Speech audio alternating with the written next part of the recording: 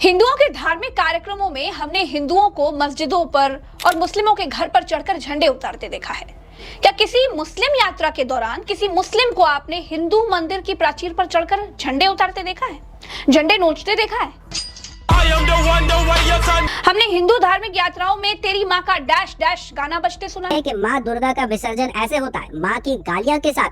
कौन से हिंदू है ये? लगातार इस तरीके के सवाल पूछे जा रहे हैं। एक वीडियो बताई जा रही है उत्तर प्रदेश के जौनपुर की।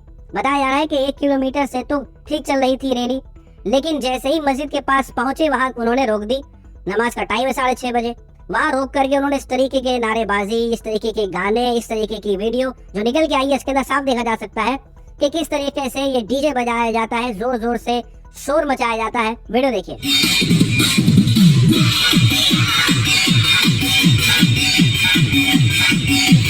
तो इस तरीके का सोशल मीडिया पर दावा किया जा रहा है कि जब ये रैलियां निकाल रहे हैं तो मस्जिद के पास खड़े होकर के, और ये पहली बार नहीं, इससे पहले भी कई बार देखा जा चुका है।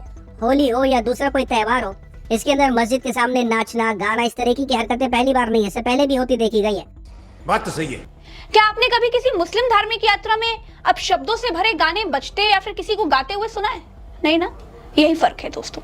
हम हिंदुओं ने अपने धर्म को राजनीतिक टूल बना दिया है। हमारी धार्मिक भावनाओं से राजनीतिक लोग खेल रहे हैं। हमारे बच्चों को नेता चुनावों के लिए इस्तेमाल कर रहे हैं।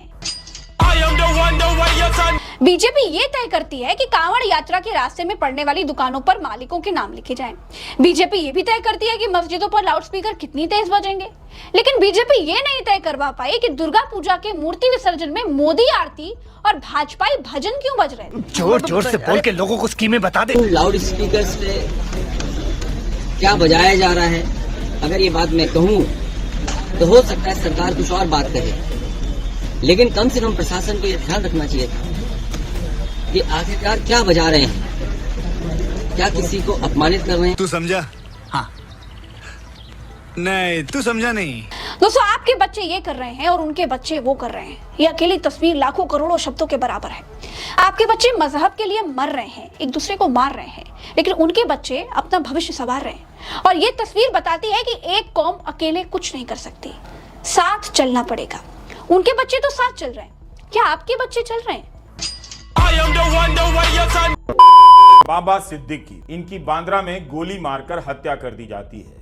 हमारा सवाल यह है कि हत्या के पीछे जिस गैंग का नाम लिया जा रहा है, क्या उसी का हाथ है या कहानी बनाई जा रही है ताकि हत्या के बाद ध्यान कहीं और चला जाए। एक विधायक की हत्या हुई है और गोदी मीडिया के चैनलों पर लॉरेंस बिश्नोई की कहानियां चल रही हैं, क्योंकि एक गैंगस्टर को लेकर कितने ही रस पैदा किए जा सकते हैं।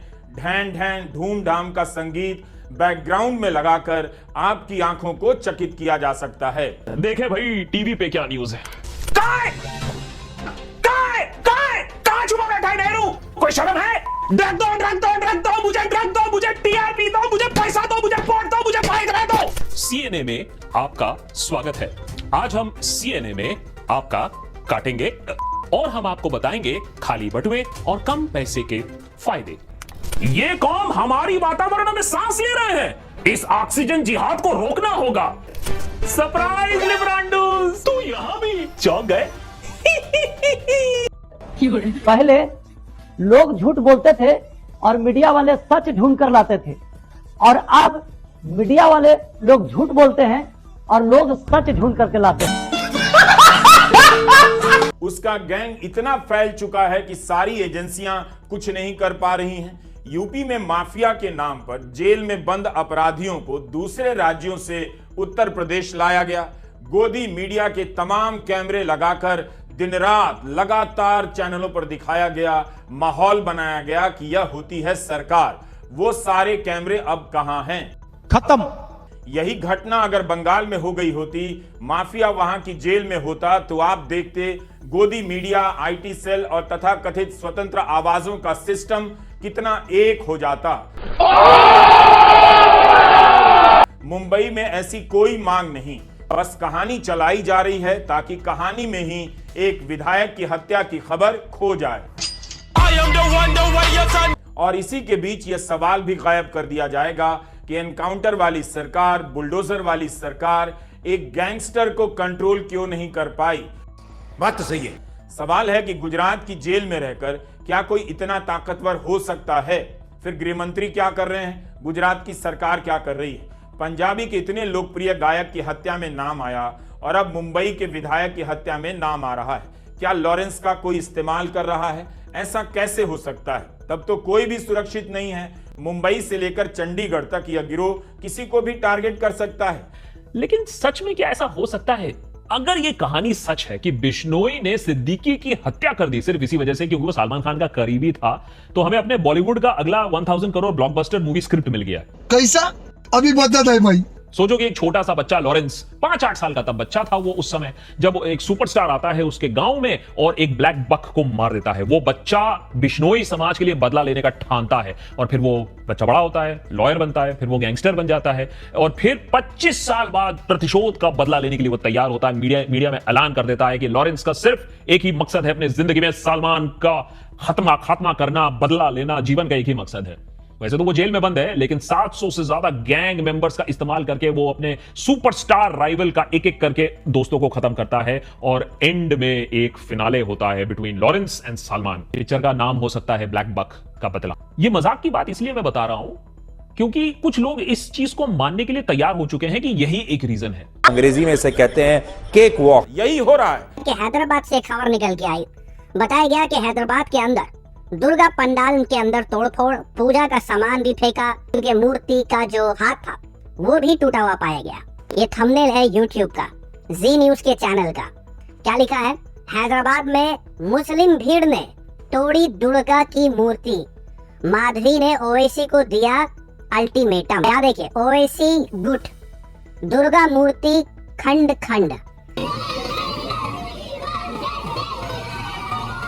उतना ही नहीं, जाने माने पत्रकार हैं राहुल शिवशंकर। उनका कहना है कि जिस तरीके के हालात हमने बांग्लादेश में देखे हैं, उसी तरीके के हालात हैदराबाद में देखने को मिल रहा है। काफी शॉकिंग है। तो कुल मिलाकर के हजारों की तादाद में ट्वीट हुए हैं जब ये खबर निकल के आई और जी न्यूज ने ये चलाया कि मुसलमानों की भीड़ ने इस तरीके के काम को अंजाम दिया है, तो हजारों की तादाद में ट्वीट हुए। लेकिन पुलिस ने जब इस पूरी चीज का पर्दाफाश कर दिया तो सन्नाटा देखने को मिल रहा है। पुलिस के बयान के मुताबिक रात को एक डांडिया फेस्टिवल था।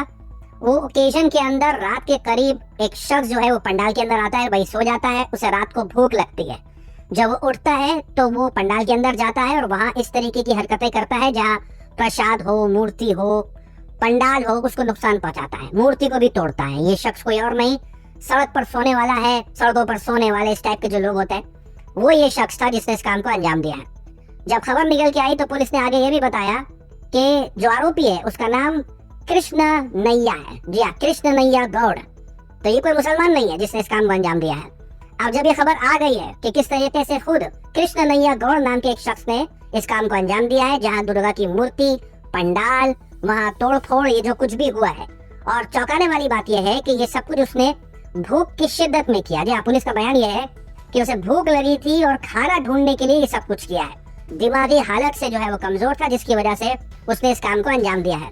अब जब निकल के आ गया है आरोपी का नाम, तो यहाँ एक भी गोदी मीडिया का ट्वीट नहीं है।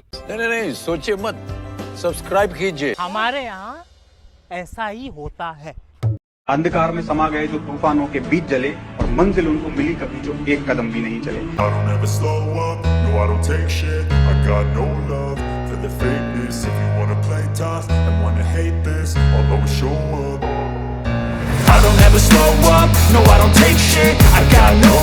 वो व्यक्ति बेरोजगारी से इतना परेशान नहीं है जितना इस चीज से परेशान है कि वो अपने बाप के लिए कुछ कर नहीं पा रहा है।